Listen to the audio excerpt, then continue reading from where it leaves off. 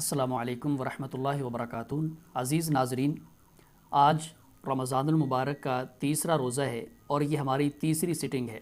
آج ہم روزے کے فرضیت اور اس کے حکم کے حوالے سے کچھ باتیں آپ سے ڈسکس کریں گے۔ روزہ اسلام کے بنیادی ارکان میں سے اہم ترین ایک رکن ہے۔ جس طرح نماز اور حج اور زکوٰۃ ارکان اسلام ہیں، اسی طرح روزہ ایک رکن اسلام ہے۔ اللہ تعالیٰ نے اس کو فرض قرار دیا ہے۔ اس کے فرض ہونے میں کسی کا کوئی اختلاف نہیں ہے۔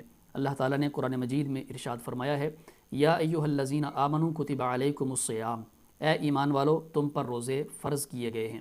اور یہ روزے اس امت سے پہلی امتوں پر بھی فرض کیے گئے تھے، لہٰذا روزہ قطعی طور پر اسلام کا ایک فرض ہے اور رکن ہے۔ جو شخص روزے کا انکار کرتا ہے، اس کی فرضیت کو نہیں مانتا، یعنی منکر روزہ ہے، تو وہ دائرہ اسلام سے خارج ہو جاتا ہے۔ البتہ جو منکر نہیں ہے بلکہ وہ تارک ہے تو وہ گنہگار ہے، مسلمان ہے۔ جیسے منکرین زکوٰۃ کا آپ نے سنا ہوگا، تو منکر اور تارک یہ دو اصطلاحات ہیں، دونوں میں فرق ہوتا ہے۔ 2 ہجری میں روزہ فرض کیا گیا۔ رسول اللہ صلی اللہ علیہ وسلم نے 9 سال رمضان المبارک کے روزے رکھے ہیں۔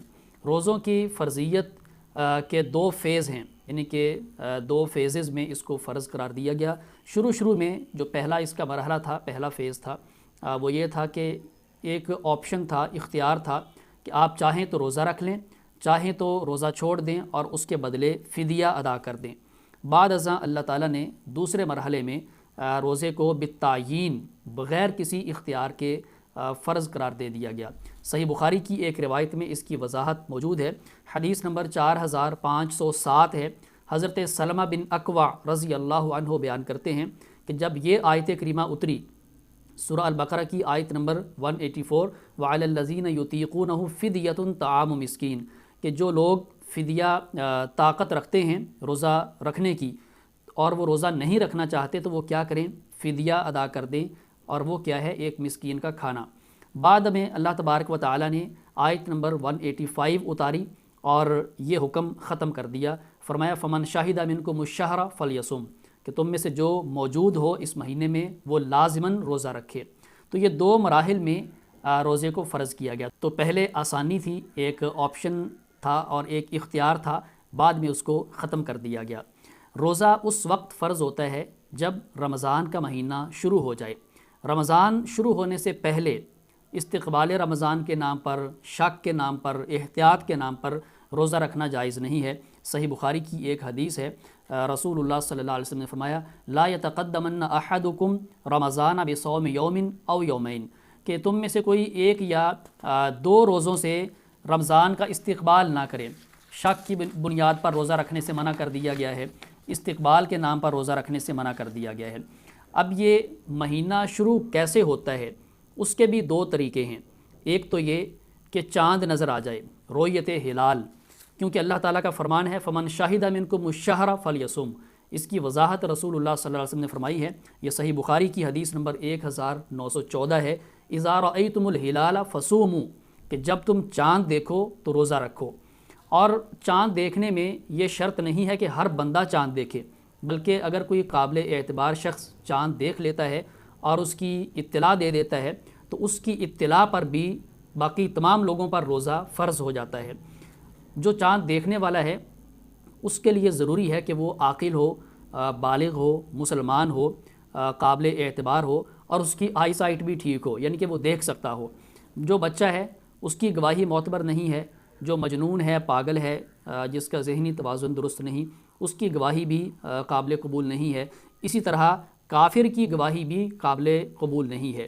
ایک حدیث میں آتا ہے کہ نبی علیہ السلام کے پاس ایک اعرابی آیا، اس نے کہا کہ میں نے رمضان کا چاند دیکھا ہے۔ تو آپ نے اس اعرابی سے پوچھا، کیا تو لا الہ الا اللہ کی گواہی دیتا ہے؟ کیا تو محمد الرسول اللہ کی گواہی دیتا ہے صلی اللہ علیہ وسلم؟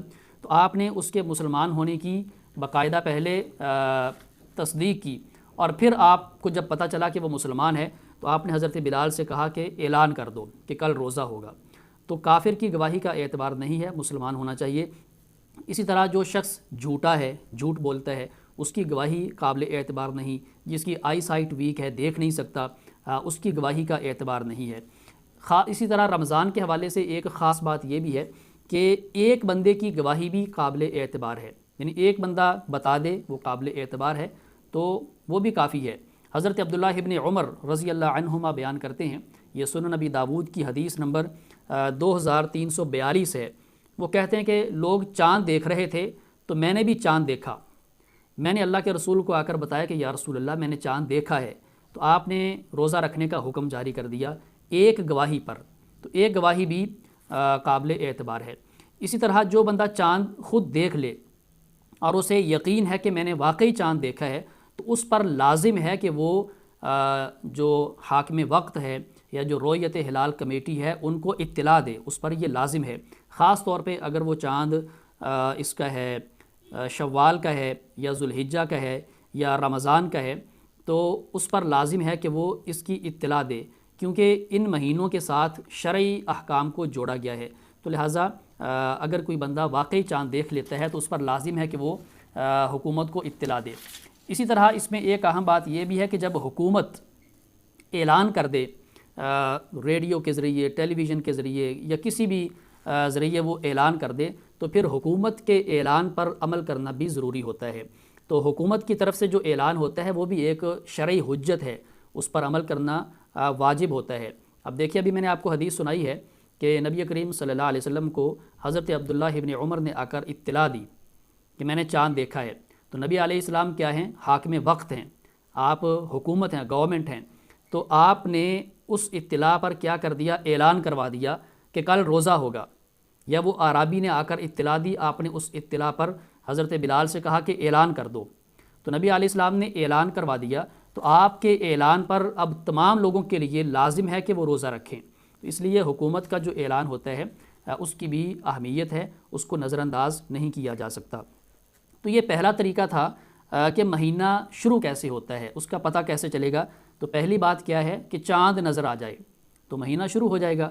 دوسرا یہ ہے کہ پچھلے مہینے کے یعنی شعبان کے 30 دن پورے ہو جائیں، تو چونکہ قمری مہینہ زیادہ سے زیادہ 30 دن کا ہوتا ہے اور کم سے کم 29 کا ہوتا ہے، تو جب پچھلے مہینے کے 30 دن پورے ہو جائیں تو ڈیفینیٹلی اب رمضان شروع ہو جائے گا۔ بعض اوقات یہ بھی ہوتا ہے کہ 2-3 مہینے لگاتار 30 کے بھی آ سکتے ہیں اور 2-3 مہینے لگاتار 29 کے بھی آ سکتے ہیں، تو یہ ضروری نہیں ہے کہ یہ 29 کا ہے تو اگلا 30 کا ہوگا، وہ 30 کا ہے تو اس سے اگلا 29 کا ہوگا، ایسا ضروری نہیں ہے۔ تو بعض اوقات مسلسل 2-3 مہینے بھی آ سکتے ہیں۔ تو ایک حدیث میں آتا ہے نبی علیہ السلام نے فرمایا صوموا لرؤیتہ وافطروا لرؤیتہ، چاند دیکھ کر روزہ رکھنا شروع کر دو اور چاند دیکھ کر ہی افطار کرو، یعنی کہ عید الفطر کا اعلان کرو۔